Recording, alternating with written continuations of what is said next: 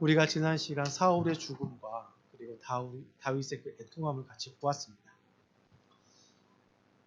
왕의 죽음은 나라에 큰 혼란을 가져다 줍니다. 우리나라도 역사적으로 보면 왕이 죽고 나면 무엇이 있습니까? 그 다음 이제 왕의 계승권자 그 왕위를 물려받는데 이게 왕세자였다 할지라도 처음에 왕에 등극할 때에는 나라에 이 혼돈이 존재하고 있습니다. 알게 모르게 혼돈이 존재하고 있습니다. 그 왕과 신하 사이에 알력 다툼도 있고요. 그리고 또 이 왕의 계승권이 과연 정당한지에 대하여 이제 다툼이 왕족끼리 다툼이 일어나기도 합니다. 이렇게 왕이 죽고 나면은 나라를 이제 수습해야 하죠. 정당한 왕이 계승권자가 이 왕위를 차지해야 할 것이고, 그래서 이 나라를 통합해야 할 것입니다. 오늘 본문은 이 정당한 왕의 계승권을 가지고 있는 다윗이 먼저 유다의 왕으로 추대받는 이야기가 나오고 있습니다. 왜 다윗이 정당한 왕인가에 대해서는 이제 두 가지가 있습니다. 첫 번째는 하나님께서 기름을 부으셨다. 하나님께서 기름을 부으셨다. 언제 부으셨죠? 사울이 하나님 말씀에 불순종하였습니다. 그래서 하나님께서 그를 버리시고 사무엘 선지자를 통하여 이새의 아들 집을 방문하게 하셔서 말지의 아들인 다윗에게 기름을 붓게 하시죠. 하나님께서 그를 지명하셨고 왕으로 세우셨기 때문에 다윗은 정당한 왕의 계승권자입니다. 그런데 인간의 눈으로 보기에는 하나님께서 기름을 부으셨는지 안 부으셨는지는 사무엘의 증언밖에는 없습니다. 그러면 뭐밖에 없죠? 사울의 혈통밖에 없습니다.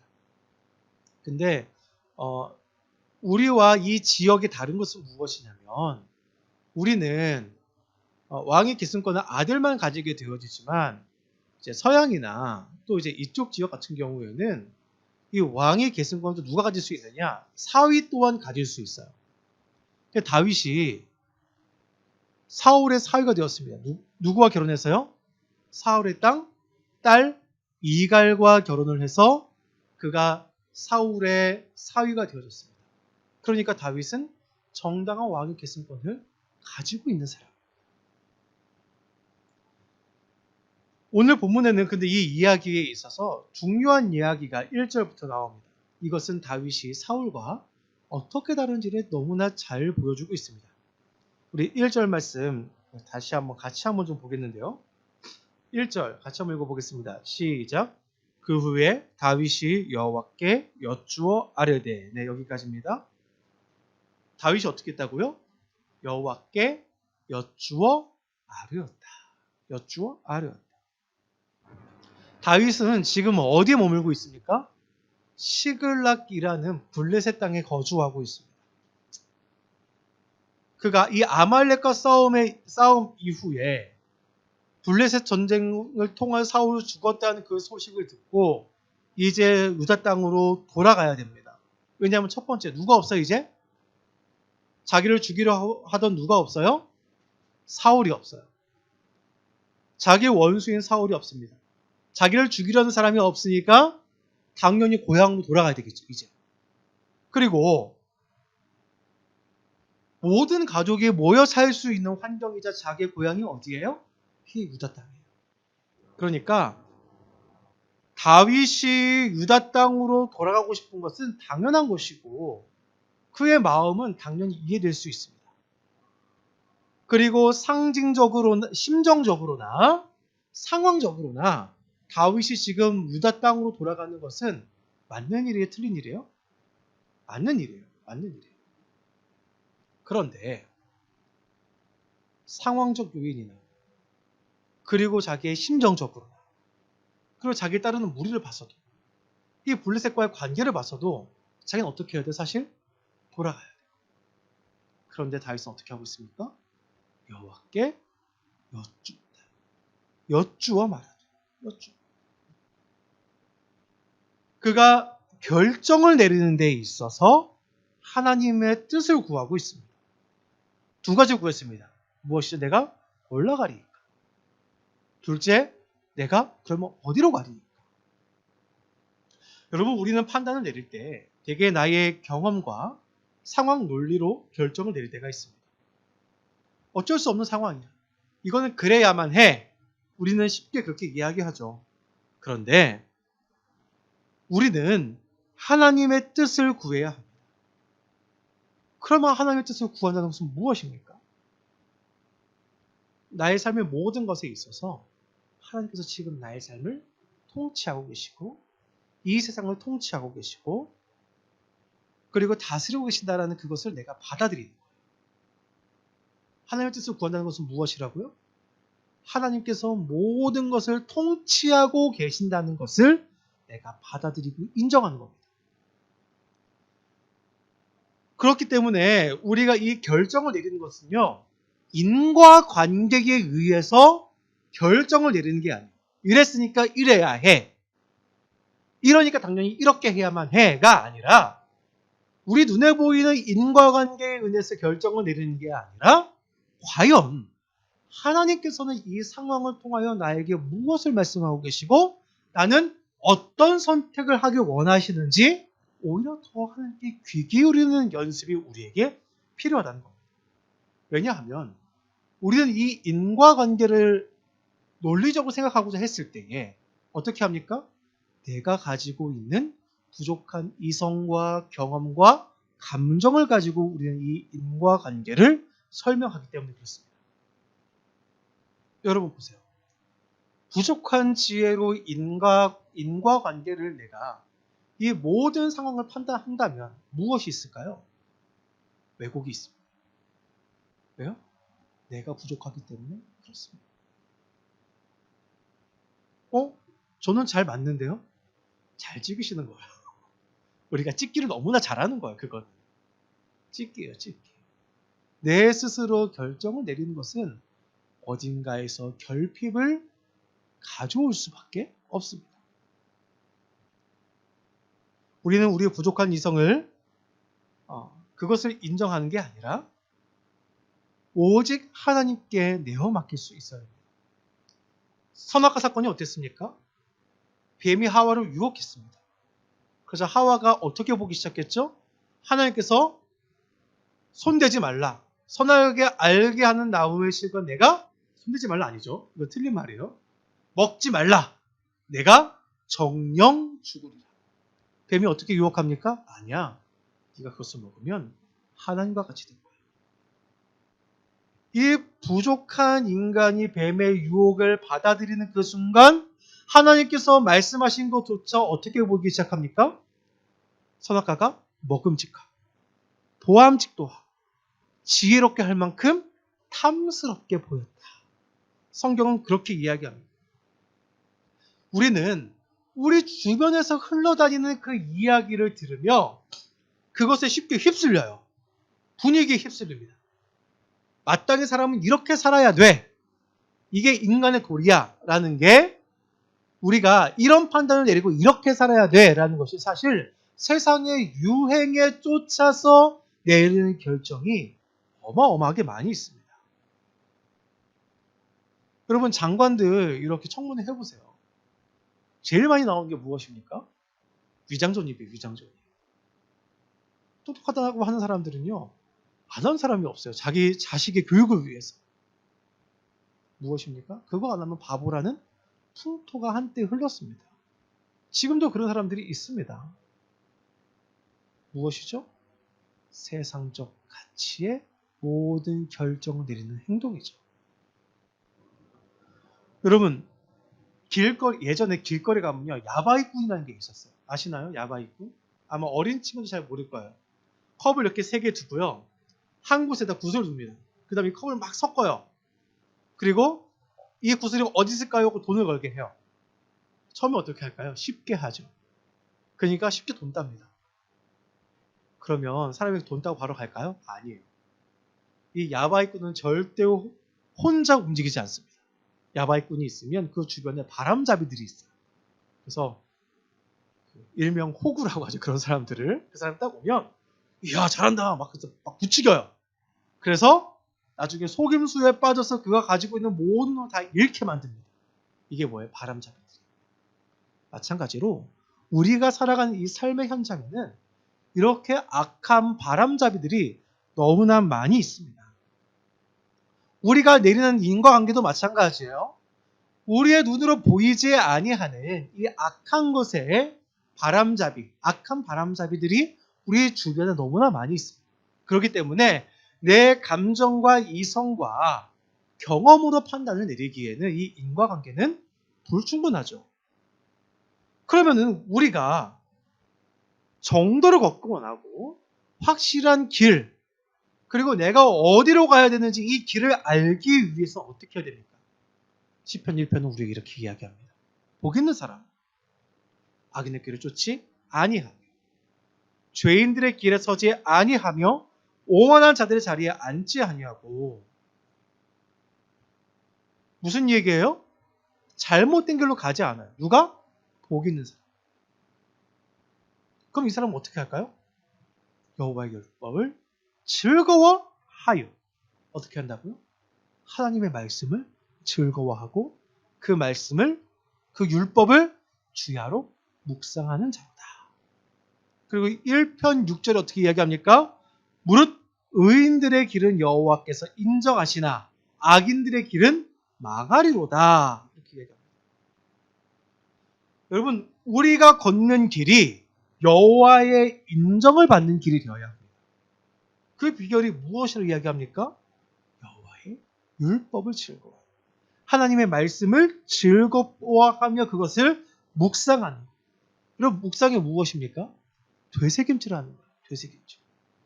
소가 어떻게 되새김합니까? 소는 위가 4개예요. 한번 씹어서 삼킵니다. 그래서 잘 소화하기 위해서 위에서 한번 소화시키고 다시 끌어올려 씹습니다. 씹고 다시 다른 위로 보내요. 이걸 계속 반복합니다. 계속해서 곱씹는 이것이 되새김이라고 합니다. 묵상은 뭐예요? 그렇게 계속해서 나에게 되새김이. 되새김. 계속해서 새깁니다. 여러분, 운동선수가 운동할 때 제일 중요한 게 뭘까요? 폼이에요. 폼. 자세. 운동을 할 때 이 자세가 망가지면 부상을 당하기 쉽습니다. 육상 선수가 잘 달리기 위해서 어떻게 될까요? 근육이 발달해야 되겠죠. 그런데 이 달리기를 할 때 달리는 폼이 중요해요. 수영 선수도 마찬가지입니다. 이 수영을 이렇게 팔을 내저을 때 이 폼이 중요해요. 그리고 뭐 헬스 할 때도 마찬가지예요. 뭐가 중요해요? 이 자세, 폼이 중요해요. 폼이 잘못되면요, 어딘가 망가지게 되어 있습니다. 그러면 이 자세를 바로잡기 위해서 어떻게 할까요? 코치가 자세를 보고 교정을 해주거나, 두 번째는 무엇이죠? 거울을 보면서 하는 거예요. 거울을 보면서 내가 어디가 틀어졌는지, 내가 지금 맞게 하고 있는지 눈으로 확인하는 겁니다. 여러분, 우리가 말씀을 본다는 것은 바로 이와 같습니다. 하나님의 말씀을 통하여 우리의 인생을 코치받고 우리의 인생의 자세를 살펴보는 겁니다. 과연 하나님의 말씀대로 내가 행하고 있고 말씀을 오는 것을 통하여서 내가 하나님께서 원하시는 길을 걷고 있는지를 내가 확인할 수 있습니다. 과연 세상의 유혹 속에서 온전히 주의 말씀을 따라가고 있는지 확인하는 겁니다. 다윗이 여호와께 엽죽다. 이것은 주님, 제가 지금 보고 있는 이 상황이 맞는 겁니까? 내가 내린 이 선택이 주의 뜻이 맞습니까? 확인하는 과정이에요. 내 감정에 이끌려 속히 행하는 게 아니라 하나님께서 원하시는지 조심스럽게 행동합니다. 그리고 나의 이 삶의 운전대를 나의 삶의 선장이신 하나님께 내어 맡겨드리는, 이게 바로 하나님께 여쭙는 겁니다. 이것을 통하여 다윗은 하나님의 인도하시는 능력을 체험하게 됩니다. 하나님의 응답은 무엇이었죠? 네가 올라가라. 어디로 가리이까? 헤브론으로 가라. 여러분, 헤브론이 어떤 곳입니까? 다윗이 나발이라는 사람과 충돌할 뻔했던 곳이에요. 그리고 갈렙이 이 가나안을 정복할 때 맨 마지막에 가장 강대한 민족이 살고 있는 곳이라 마지막에 점령했던 곳이 이 헤브론. 왜 이 헤브론이 강대해요? 살고 있는 민족도 강했지만 그 성 자체가 난공불락의 성이에요. 즉 다윗이 헤브론으로 올라갔을 때에 이 사람들이 역으로 다윗을 공격하게 되어지면 위험에 처하기 딱 좋은 장소가 이 헤브론입니다. 하나님은 지금 어디로 가라고 하셨어요? 헤브론으로 가라고 하십니다. 헤브론. 그런데 하나님의 예비하심은 실로 놀랍습니다. 사무엘상 30장을 보면 다윗이 그 아말렉 족속을 쳐서 거기에서 얻었던 재물을 어떻게 했냐면은 30장에서 유다의 장로들에게 나눠줬었어요. 자기만 다 가진 게 아니라 사람이 자기가 전쟁에서 이겼으니까 다 가질 수도 있잖아요. 근데 그것을 나눠서 그들에게 다 나눠준 거예요. 이것은 마치 야곱이 가나안으로 돌아올 때 에서에게 미리 예물을 보내서 그의 마음을 누그리도록 했던 노력과 같이 이것이 효과를 발휘한 것처럼 보입니다. 또한 다윗의 아내가 누구입니까? 나발의 아내였던 누구라고 되어 있어요? 아비가일. 이것을 통하여 그들이 다윗을 무리 없이 받아들여지는 것처럼 보여줍니다. 왜냐하면 신학자들의 의견에 따르면 다윗과 다윗을 따르는 무리의 가족까지 다 합치면 약 2,000명의 무리래요. 2,000명. 어마어마하게 많죠, 지금. 근데 우리가 앞에 살펴보았지만 사울의 군사가 몇 명이었죠? 3,000명이에요. 그러니까 지금 다윗을 따르는 무리 2,000명은 이 헤브론 사람들에게 있어서 위협될 수 있는 숫자입니다. 근데 그들이 무리 없이 이 다윗을 받아들입니다. 그리고 우리 오늘 읽은 4절 말씀. 유다의 장로들이 와서 다윗에게 기름을 붓습니다. 이것은 무엇이냐면 하나님께서 이미 그에게 기름을 부으셨지만 유다의 장로들도 당신이 우리의 왕입니다를 인정하는 거예요. 그들이 인정 안 하면 못 받는 거예요. 그런데 그들이 다윗을 인정합니다. 다윗이 이스라엘의 왕이 되는 데 첫 걸음이 떼어지는 거예요. 하나님께서 그가 어렸을 때 기름 부으셨던 것이 드디어 33세에 이르러서 그가 유다의 왕이 되므로 그 첫 걸음을 띄게 됩니다. 근데 여러분 이제 행복한 일만 있을까요? 아니에요. 우리가 다음 시간에 이제 보겠지만 여러분 문제가 끝나지 않습니다. 왕이 됐잖아요? 문제가 끝난 것 같죠? 아니요. 나라가 분열되어졌어요. 사울을 추종하는 무리들, 이 베냐민 지파를 중심으로 사울의 남아있는 아들들을 찾아서 한 사람을 왕으로 세우고 이 베냐민 지파가 공고하게 세력을 구축합니다. 그리고 다윗과 대항합니다. 나라가 바로 분열된 거예요. 이 세월이 얼마냐면 7년 6개월. 7년 6개월 동안 나라가 대치하고 있어요. 싸우게 되죠. 같은 민족끼리. 더 큰 문제도 직면한 거예요. 우리의 인생은 이렇게 문제의 연속입니다. 마치 고사성어 인생지사 세용지마처럼 우리 인생에 계속 좋은 일과 나쁜 일이 반복되어지는 것 같고 좋은 일이 나쁜 일을 부르는 것 같고 나쁜 일이 좋은 일을 부르는 것 같이 우리의 인생길은 이렇게 한 치 앞도 알 수가 없습니다. 여러분 우리가 하나님을 만났다고 모든 문제가 끝납니까? 아닙니다. 여전히 문제는 우리 앞에 존재하고 있어요. 우리가 하나님을 만남을 통하여서 단지 이 문제를 우리가 어떻게 대면하는지 이제 바뀌어지는 겁니다. 앞에서 이야기할 그 말씀을 통하여 우리가 비추어 보아야 되는 게 이거예요. 똑같은 문제가 있지만 이제 우리가 하나님께 여쭙는 행위를 통하여 하나님께서 이 문제를 어떻게 보시고 난 이것을 어떻게 다루어야 할까를 우리는 말씀을 통하여 발견하는 겁니다. 그래서 시편 119편은 우리에게 이렇게 이야기합니다. 주의 말씀은 내 발의 등이요 내 길의 빛이니. 앞에서 말했듯이 우리 인생이 어떻다고요? 한 치 앞을 볼 수 없어요. 한 치 앞. 그 영국에서 그런 일이 있었다고 합니다. 영국이 워낙 안개가 짙게 끼잖아요. 안개가 너무 짙게 껴가지고 이 운전사가 유리창을 도저히 볼 수가 없는 거예요. 그래서 고개를 내밀었습니다. 창문을 열고 고개 이렇게 내밀며 갔어요. 그러다 무언가 머리를 팍 부딪혔어요.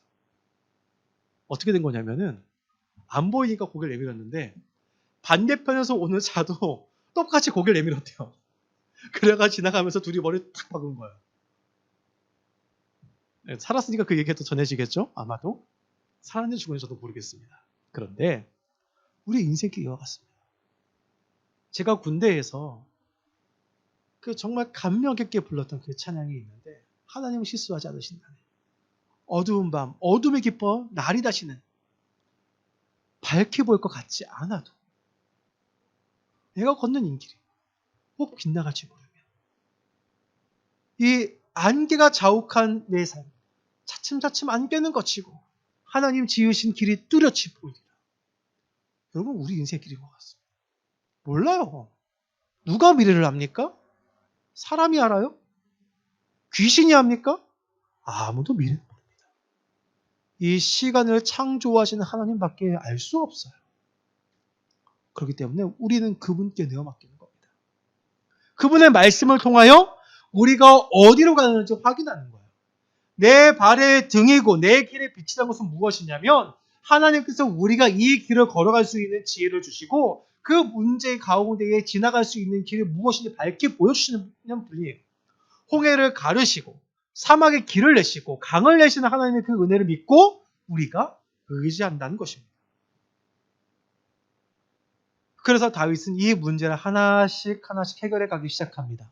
4절 말씀입니다. 길르앗 야베스 사람들이 등장해요. 이 길르앗 야베스 사람이 어떤 일을 했다고요? 사울의 시체를 수습한 사람들이에요. 사무엘상 앞으로 넘어가게 되시면 마지막 장에 사울이 죽었어요. 블레셋 사람들이 사울과 그의 아들들의 시체를 찾아서 목을 베고 그것을 가지고 능욕하고자 합니다. 근데 이 길르앗 야베스 사람들이 용감하게 가서 사울의 시체와 그의 아들들의 시체를 되찾아와서 장사를 지냅니다. 그의 시신이 모욕당하지 않도록. 왜 그랬을까요? 왜 그랬을까요? 우리의 왕이기 때문에? 물론 그것도 있지만 이 길르앗 야베스 사람들은 사울에게 신세를 진 사람입니다. 어떤 신세일까요? 여러분, 우리가 이 사무엘상을 맨 처음 했을 때 그 이야기 생각나십니까? 사울의 첫 번째 전쟁. 뭐였죠? 암몬 족속이 이 길르앗 야베스에 쳐들어와서 너희가 우리의 종이 되라. 그때 그 이야기 들은 사울이 분개해서 자기가 몰던 그 소를 12조각을 해서 각 지파에 뿌립니다. 그리고 왕으로서 첫 번째 소집 명령을 내려서 첫 번째 있었던 전투가 무엇입니까? 이 암몬 족속과의 전투예요. 이 전투를 통하여 그가 길르앗 야베스 사람들을 구원하고 그가 진정한 왕으로 인정받게 되어집니다. 즉 길르앗 야베스 사람에게 사울은 뭐예요? 자신들의 마을을 지켜준 아주 큰 은인이에요. 한마디로 이 사람들은 의리를 지킨 거예요. 의리를 지킨 거. 근데 사울이 다윗을 죽이려고 했었어요. 그러면은 사람들이 생각하기 어때요? 다윗은 사울을 원수와 같이 여길 것이다. 사울과 가까웠던 우리를 죽일 것이다. 이 생각을 가지는 게 당연한 것 아니겠습니까? 근데 다윗은 그들에게 오히려 전령을 보내요. 지금 다윗이 있는 지역과 길르앗 야베스 사람들이 있는 지역은 멀리 떨어져 있어요. 다윗이 굳이 그럴 필요가 없음에도 불구하고 전령을 보냅니다. 여기는 두 가지가 있어요. 사울에게 충성한 이들의 충성을 인정해주고 원수였던 사울의 장사진을 칭찬하며 그들을 축복합니다. 그리고 사울과 그의 아들을 장사 지낸 사람들에 대한 고마움과 분열된 이 왕국을 통일시키기 위한 다윗의 첫 걸음이 되어지는 거예요. 여러분, 우리 앞에 이렇게 문제가 산적해 있지만 다윗이 이 한 걸음을 뗀 것과 같이 하나님은 우리가 한 걸음 한 걸음 떼게 하십니다. 우리의 눈은 산과 같은 이 문제를 직면하고 있어요. 그래서 우리는 그 문제를 바라보지만 하나님은 이 산과 같은 그 문제 너머에 있는 주님의 목적지까지 우리를 인도하시기 위하여 그 걸음을 인도하신다는 겁니다. 주님은 우리를 인도하십니다. 스가랴서 8장 7절에서 8절 말씀은 만군의 여호와가 이같이 말하노라. 보라, 내가 내 백성을 해가 뜨는 땅과 해가 지는 땅에서부터 구원하여 내고 인도하여다가 예루살렘 가운데에 거주하게 하리니 그들은 내 백성이 되고 나는 진리와 공의로 그들의 하나님이 되리라. 왜 그들을 인도하십니까? 내가 하나님을 보여주기 위해서입니다. 하나님이 이스라엘 선택하신 이유가 무엇입니까? 하나님께서 하나님이심을 보이시기 위함이다. 마찬가지로 우리 삶을 통하여 하나님이 하나님 되심을 드러내길 원하고 계셔요. 또한 우리의 주인 되시기 때문에 그분은 당연히 우리를 인도하시고 우리의 목자이시기 때문에 푸른 초장으로 우리를 인도하시는 겁니다. 하나님께서 우리의 인생길을 지금 인도하고 계시다는 그 사실 여러분 기억하시기 바랍니다. 시편 107편 말씀은 우리에게 이렇게 이야기합니다. 여호와께 감사하라. 그는 선하시며 그 인자하심이 영원함이로다. 여호와의 속량을 받은 자들은 이같이 말할지어다. 여호와께서는 대적의 손에서 그들을 속량하사 동서남북 각 지방에서부터 모으셨도다. 그들이 광야 사막길에서 방황하며 거주할 성읍을 찾지 못하고 줄이고 목이 말라 그들의 영혼이 그들 안에서 피곤하였도다. 이에 그들이 근심 중에 여호와께 부르짖으며 그들의 고통에서 건지시고 또 바른 길로 인도하사 거주할 성읍에 이르게 하셨도다. 어떻게 하셨다고요? 바른 길로 인도하사. 여러분 우리는 어디로 갈지 모르는 그 양과 같습니다. 양들은 길을 못 찾아요. 길치예요. 그래서 누가 필요합니까?